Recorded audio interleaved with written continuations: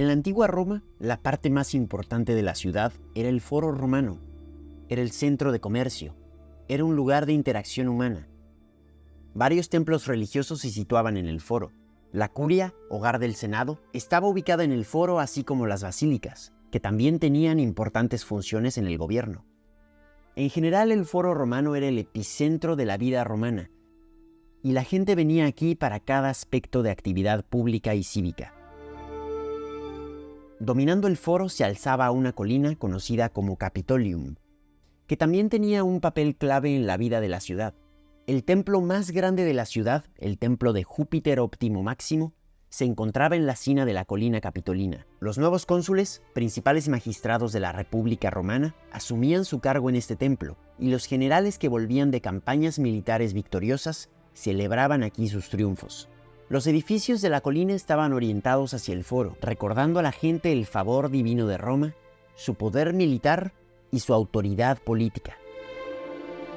Tras la caída de Roma, la población comenzó a disminuir, así como la importancia de la ciudad.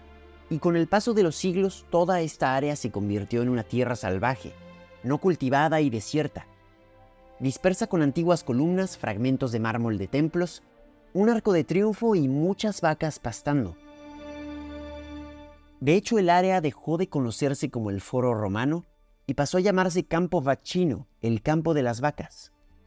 Para el siglo XIV, Roma se encontraba en un estado de deterioro, con los papas residiendo en Francia durante gran parte del siglo. A pesar de esto, Roma seguía siendo un importante destino de peregrinación, hogar de importantes reliquias y tumbas como la de San Pedro.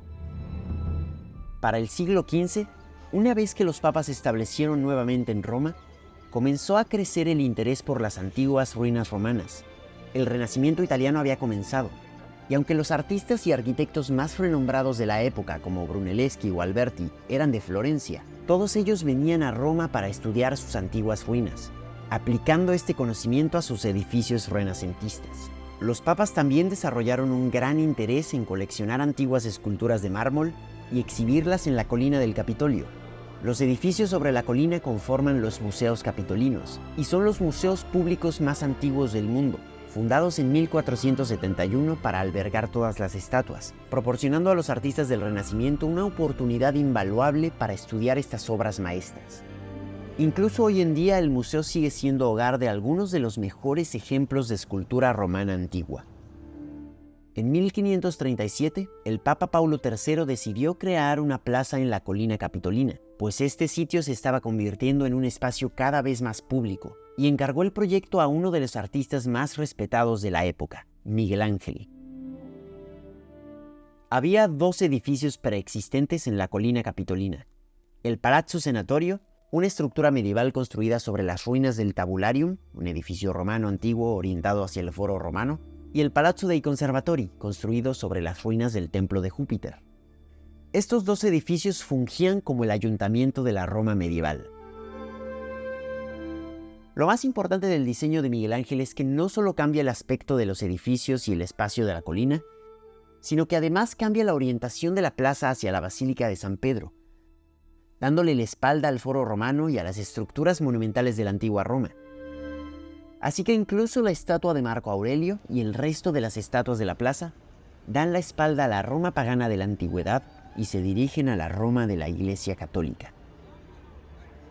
El nombre de la colina en latín, Capitolium, evolucionó al italiano Campidoglio, y por lo tanto esta plaza sería llamada la Piazza del Campidoglio, la Plaza del Capitolio. Desde la antigua Roma, la colina capitolina había sido una sede de poder tan importante que muchos países modernos, especialmente los Estados Unidos, usaron el nombre de la colina para sus palacios de gobierno, el Capitolio. Lo primero que se hizo para el proyecto de la Piazza del Campidoglio fue en 1538, un año después de que el Papa encargara el diseño a Miguel Ángel, cuando la estatua de Marco Aurelio fue colocada en un pedestal diseñado por Miguel Ángel para ser el punto focal en el centro de la plaza. Sin embargo, el proyecto se retrasó y los planos de Miguel Ángel para la plaza no se publicaron sino hasta 1550, cuando él ya tenía 75 años y estaba ocupado diseñando la cúpula de la Basílica de San Pedro, por lo que el avance del proyecto fue lento hasta la muerte de Miguel Ángel en 1564.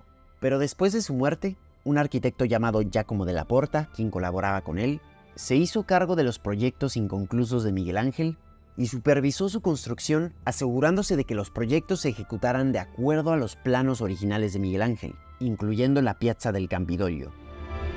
El diseño de Miguel Ángel para la forma de la plaza se inspiró en una plaza construida en el Renacimiento temprano, unos 80 años antes. Esta es la Plaza Pío II en la pequeña ciudad toscana de Pienza. La Plaza Pío II fue diseñada por el arquitecto Bernardo Rossellino, un alumno de León Battista Alberti, uno de los pioneros del Renacimiento italiano. El diseño trapezoidal abre las esquinas de la plaza permitiendo vistas hacia el paisaje más allá del espacio cerrado. En este caso, los edificios del Foro Romano. Se ven edificios lejanos en proximidad inmediata, haciendo que la pequeña plaza parezca más grande de lo que realmente es. Miguel Ángel reformó el existente Palazzo Senatorio, eliminando todo su carácter medieval al hacer una fachada simétrica, reubicando la torre en el centro, eliminando las torres angulares y las almenas, y añadiendo elementos clásicos como columnas, pilastras y frontones. Para dar a la fachada la cualidad de ritmo, y esta es quizá la razón por la que estos edificios son tan agradables a la vista, Miguel Ángel utiliza triángulos rectángulos como trazos reguladores para gobernar la división de los pabellones del cuerpo principal, la inclinación de las escaleras, la posición y el tamaño de las ventanas y la altura del basamento. También despejó el área de tiendas, casas y ruinas, y rediseñó la fachada del Palazzo dei Conservatori, armonizándola con el nuevo Palazzo Senatorio.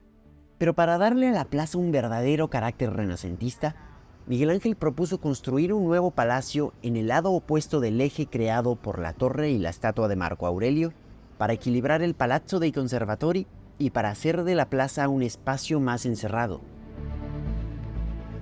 Puesto que el sitio está en la cima de una colina, Miguel Ángel sabe que las fachadas de los edificios se verán desde lejos, por lo que introdujo el orden colosal en las fachadas de sus edificios. Esta estrategia arquitectónica, en la que las pilastras abarcan 2 niveles en lugar de estar confinadas a uno, da a los edificios la apariencia de templos romanos cuando se ven desde la distancia. Dado que la plaza debía mirar hacia San Pedro, también debía abrirse hacia la ciudad medieval, por lo que proyectó una majestuosa escalera en el eje principal, proporcionando un gran acceso a la plaza.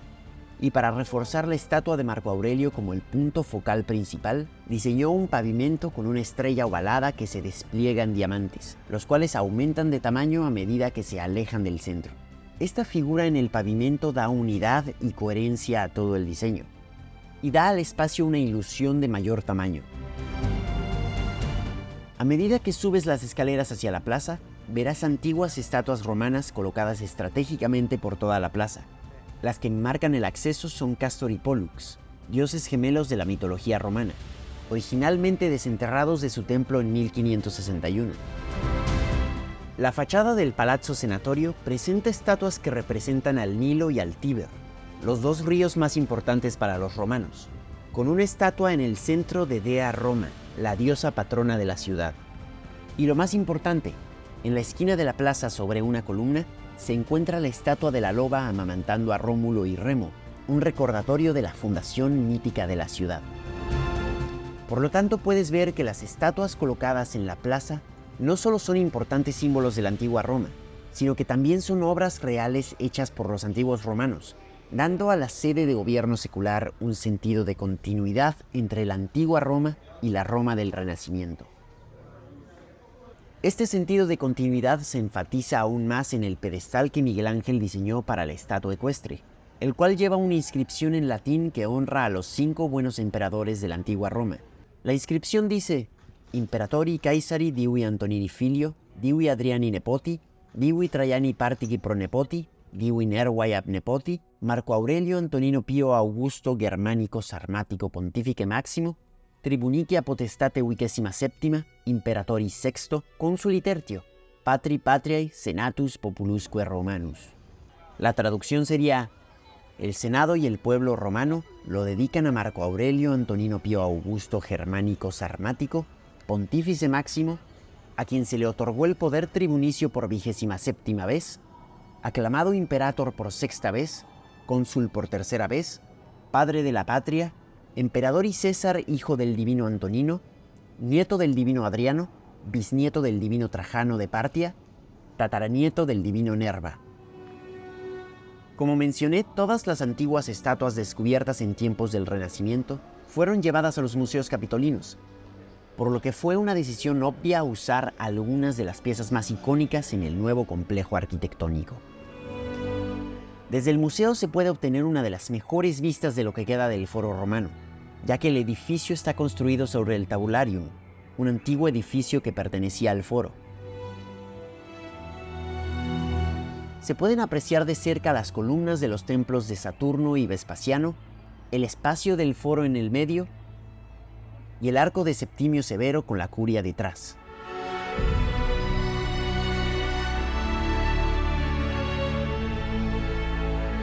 A lo lejos también se puede ver el arco de Tito, junto con muchas de las calles una vez caminadas por los antiguos romanos.